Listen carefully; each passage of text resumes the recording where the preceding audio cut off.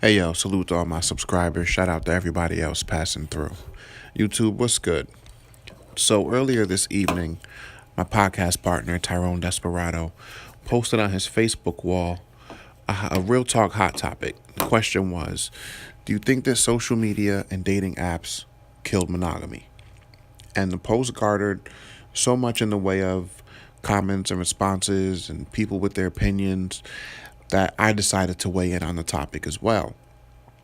And interestingly, what I would have expected from a question like that, for people to start going in about how, cheaters are this and cheaters are that, and they don't have no place in relationships. And I even kind of expected halfway for there to for that question to kind of generate kind of like a gender war type of thing. And I didn't see that. More interestingly, what I saw was the general consensus of people who feels like, and I think this is a large majority of the population of the human race as a whole, who feels like human beings were never really meant to be monogamous in the first place. And that's kind of my position. And while I think that social media and dating apps had nothing to do with the death of monogamy, I think that society's need for monogamy and their requirements of it is what killed monogamy. Anytime you try to force people to conform to a belief system, to a social construct, to a set of guidelines or rules, I think you're in trouble.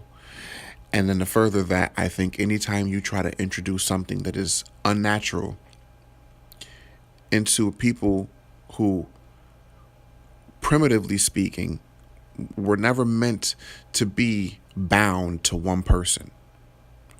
I think you're playing with fire as well when it comes to that kind of thing. And what I will say though, before I even get off into my explanation about why, one, I don't think social media or dating apps has anything to do with the death of monogamy. And also, I don't even believe that monogamy is something that we should be practicing anyway in our society today, because it doesn't work.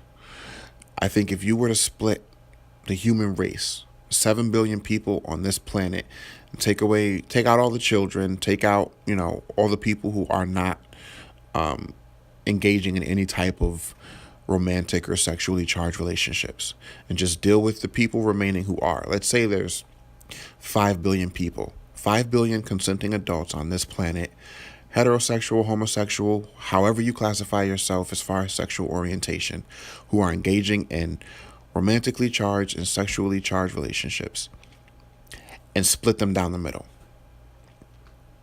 So 2.5 billion on either side. Let's say that 2.5 billion of those people are exclusively monogamous, explicitly monogamous, and when they're in a relationship, they don't engage in any type of extracurricular activities outside of that relationship. Now, on the other side of that spectrum, take the other 2.5 billion of people who consist of what society deems as liars, cheaters, and no good men and women who don't know how to settle down or don't know how to commit, or don't know how to be in a serious relationship. And let's really look at that, because I'm always of the belief that when you have a large number of people, for whatever the social talking point is, who fit into a category, I really think that at a certain point you can no longer categorize those people in a way that is meant to cast a shadow or cast them in a dark light or associate any negative connotation to that group of people for whatever that talking point is. Because generally it's looked down on to be in a relationship and be cheating. First of all, I think as a society, the way that we look at relationships is totally wrong.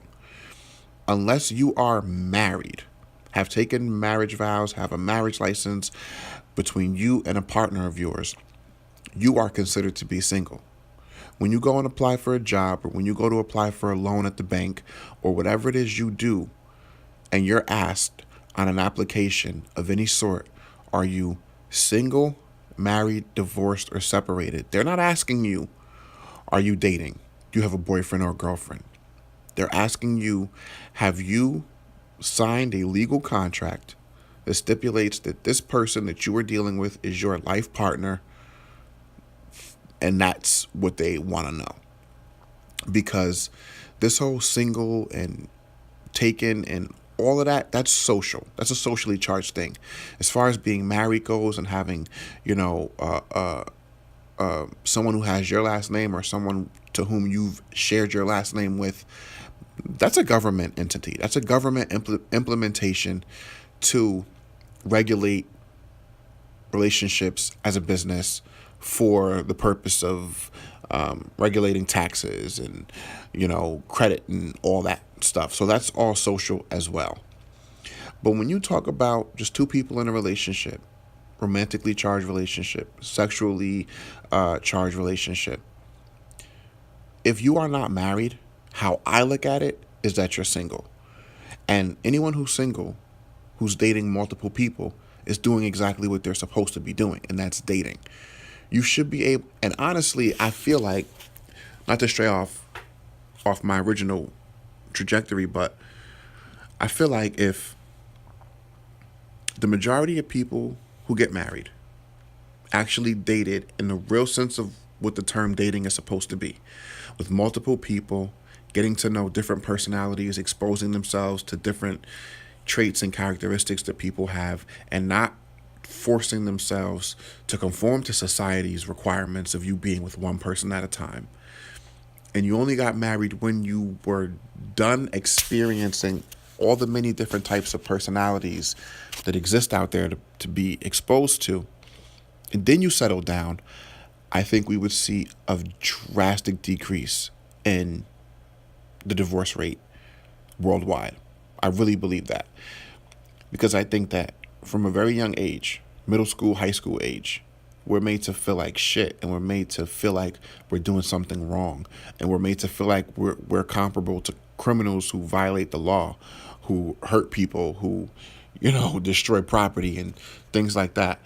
We're made to feel like if we're in a quote unquote relationship with another person and we step out on them, cheat on them, play them, however you want to, whatever language you want to use to describe it, we're made to feel like we're doing something wrong.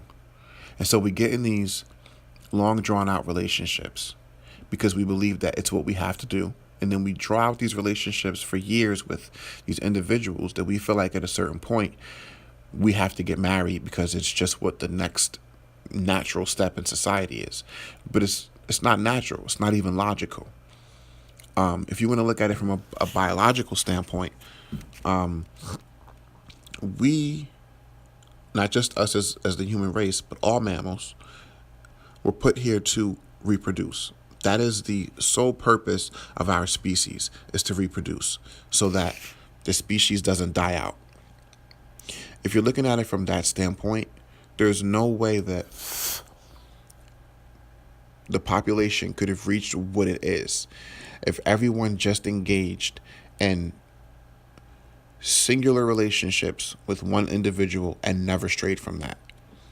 When you start to strip away the number of people who are in same-sex relationships, when you start to strip away the number of people who are unable for one reason or another to physically conceive and procreate, you start to take out the elderly who are past the age of conception. When you start to take out, kids who are under the age of being able to legally and socially reproduce and procreate, it doesn't leave a large number of the population left to regenerate this population and keep it going. That's just from a biological standpoint. Now, if you look at it from a primitive standpoint, because we, no matter how achieved, no matter how sophisticated, no matter how civilized we like to think of ourselves as human beings, and no matter how far removed from the animal kingdom we would like to think we are, we still have a primitive brain. And that primitive brain still controls the majority of our subconscious behaviors. And while society tries to control our outwardly expressions of our innermost primitive thoughts, the fact that you still have those thoughts should be, to me and everyone else, proof positive that we are not meant to be monogamous people.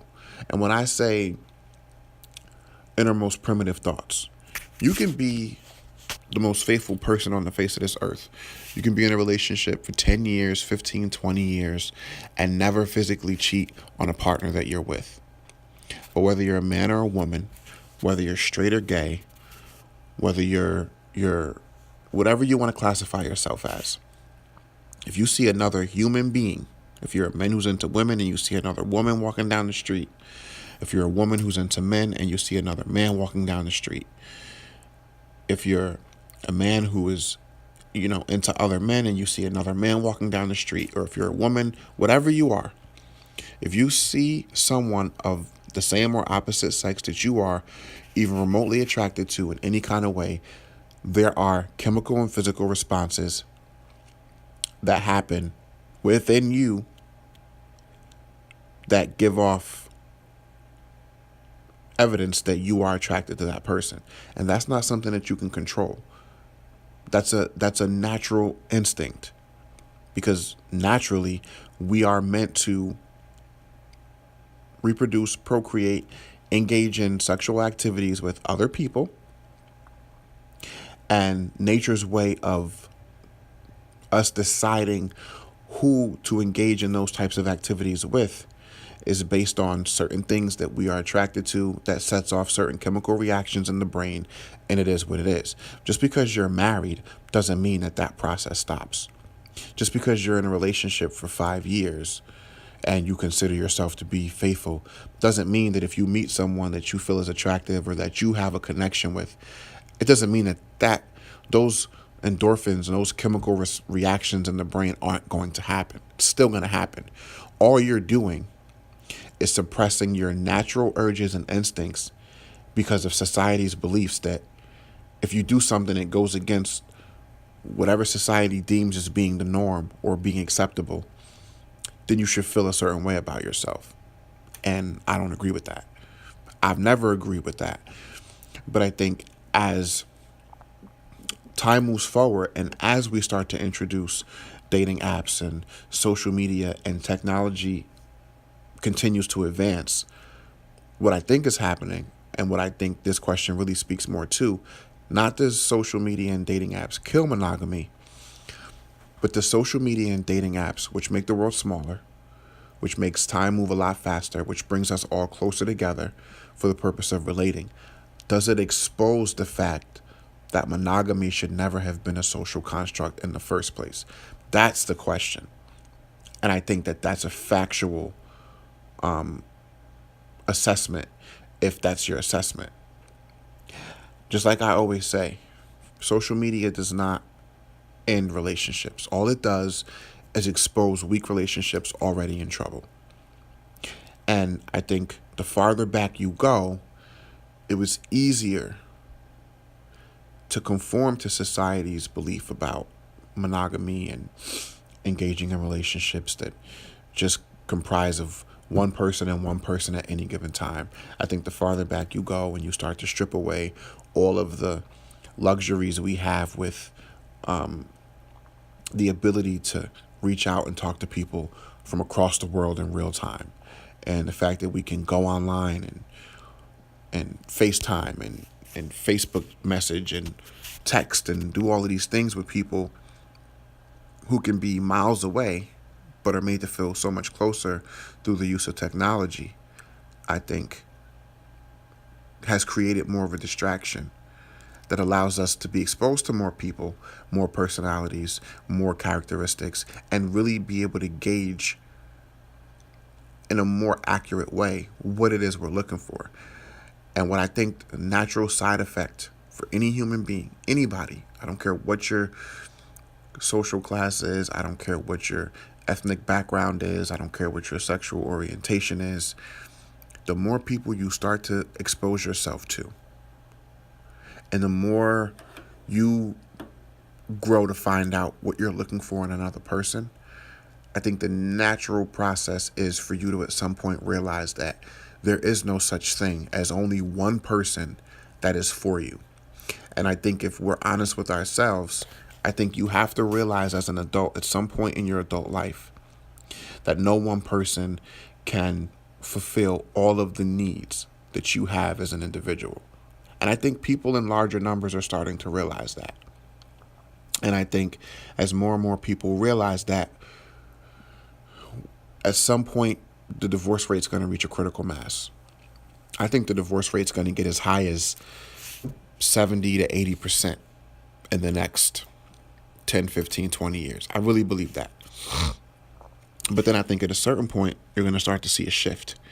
And rather than people running to get married because they feel that it's their social responsibility to do so as part of their strive toward this American dream, get married, have kids, do the family and the career thing, I think people are going to stop getting married altogether.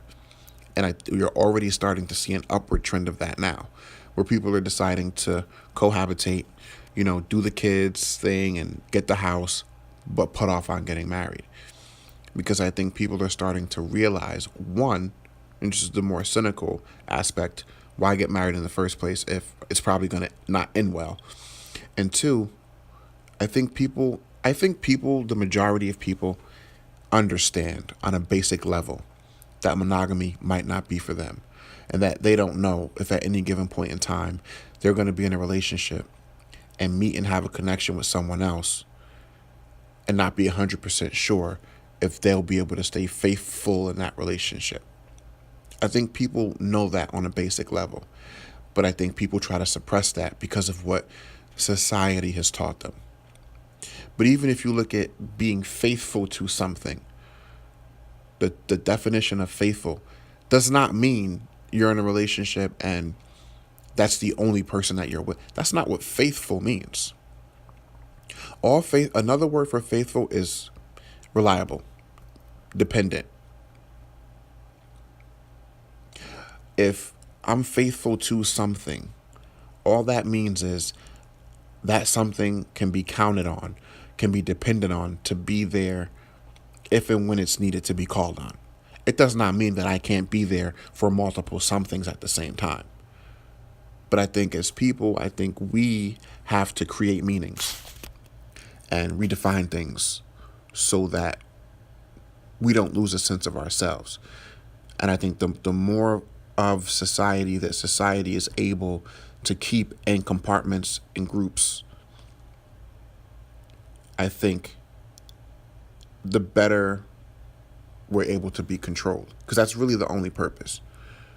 I think once people start to liberate themselves and free themselves from the way of thinking that society has driven into all of us from the time that we were kids, I think if we can get out of that way, a whole world of opportunities and experiences and feelings and emotions will start to open up. And I don't know at which point I stop believing in this construct of monogamy, but the more I get away from the idea of it, the more I realize you're not doing anything wrong. You can never go wrong by following the natural instincts and urges that are a part of who you are, your physiological makeup, and that's what it is.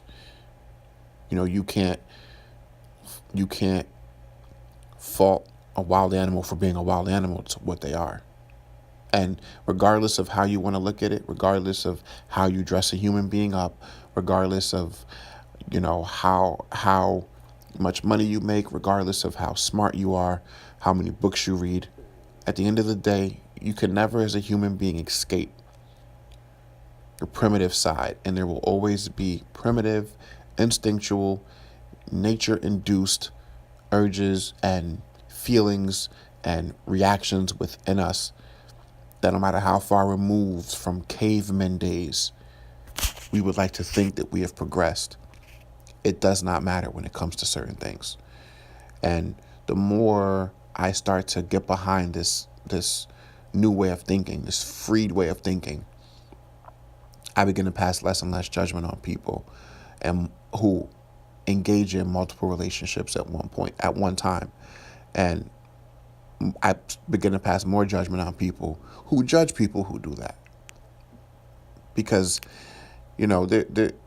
there's not enough. If you look at the number of adults who are here to engage in relationships, if you look at the number of adults, men to women, women to men, whatever the race or the gender is, whatever the sexual orientation is, there is not enough of us one to one for each person to have one person.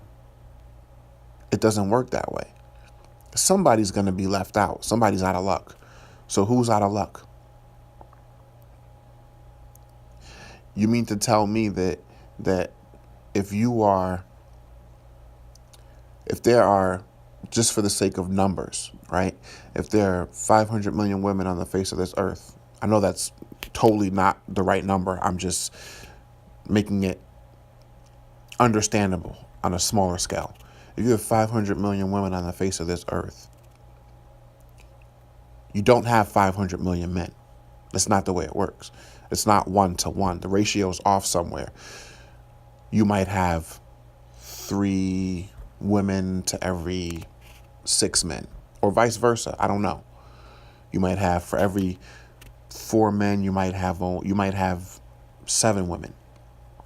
So someone's out of luck. So what about that group of people who just won't have anyone? I think people are afraid to really allow their natural selves to be free and exist and live in a society because of the judgment that people will pass down on them. And so because people can't do what they know is naturally in them to do, they do it behind closed doors. So now you have lying, and you have STDs being passed back and forth because people can't be open. You have all of these things that go on that don't have to go on because of all of these constructs that society put in place. It's unnecessary. If we were all more open and we weren't afraid to be open, there would be a lot less violence, in my opinion. There would be a lot less